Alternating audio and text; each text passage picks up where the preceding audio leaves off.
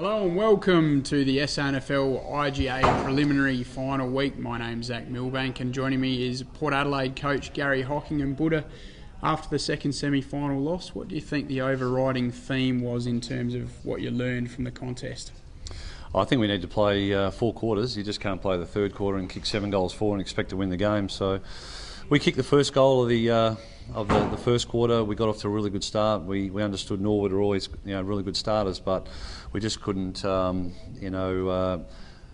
the momentum through that first half. And a couple of the choices that we made with the ball were wrong.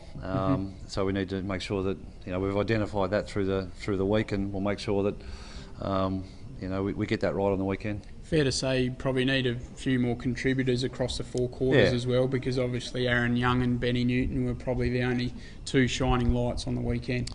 Yeah, Newton and Young were really good around the footy. Mitch Harvey again in the ruck was really competitive and serviceable for us. So we had a little bit of a flat line after that. There was some guys between 10 and 15 and 18 that we just expect to try and get a bit more of the ball. So they've got to work harder, and that'll be one thing on the weekend. South really like to own the footy, 350 to 400 possessions, 400 on the weekend. So we've got to make sure that we get the ball and make sure that we really make really good choices and decisions off that.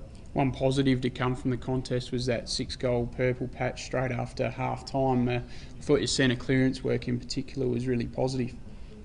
Yeah, we spoke to him at half-time about just trying to get going a little bit. We tried to play a little bit too safe with the footy early on, and we just spoke to him about that. Let's get going. Let's try and get the ball from centre bounce. That's it's what you need to do in today's game, to try and get the ball in your front half and give you an opportunity to score. Rebounding the ball all the time makes it really difficult at times. Against strong Norwood defence and also South, who like to defend really well. So centre bounce, centre clearance will be really important. Around the ground, stoppages will be really important as well. And they've got some real class in there, so we'll have to go head to head and match them in there. Particularly the depth of South's midfield. It's been well talked about throughout the final series, but it's just proven how strong it is, hasn't it?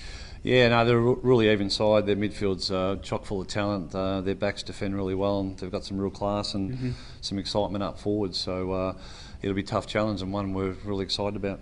What about taking on your good mate Gotchi? Obviously you got a good relationship together from your working days at Alberton. Feels like the Scott brothers are coaching this weekend a little bit, although we're not brothers. But we've shared some good football stories and journeys over the last 4 or 5 years, working together and being able to pick Gotchi's brain. A very experienced person in footy, and it's been a delight to work with him and learn from him. And his ability to be able to get South back into the final has been an outstanding job. He's got the right temperament to be able to do that, and they're looking really good, and we've just got to make sure that we come and try and play a 4-quarter effort. Speaking of the Power, obviously got a big semi-final against Fremantle on Saturday night. Obviously you play a role with the Power on game day as well.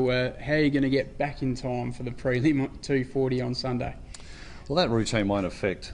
I've been able to do that routine all year. It hasn't affected my coaching ability throughout the year, and I don't see it making a difference on the weekends, Zach. Yeah, and player-wise, probably be decided a bit later in the week in terms of who'll be available. I guess in terms of guys that might maybe held over as emergencies for the Power. Yeah, when you travel, there's always going to be 2 or 3. I think it's a final, so you might just take one more just in case something goes wrong. Everyone pulled up really well from the Richmond game, so I'm not sure there would be too many changes. So, but what you do is you do take a couple over just in case people get sick across the flight. But most of those guys, if we take 3 or if we take 4, possibly the 3 to 4 will come back and play. Sure. John Butcher unlikely with that back injury. How's he tracking? Yeah, no, he's pulling up really well. The more training he does, look, he needs to train tomorrow night. Get a good hit out.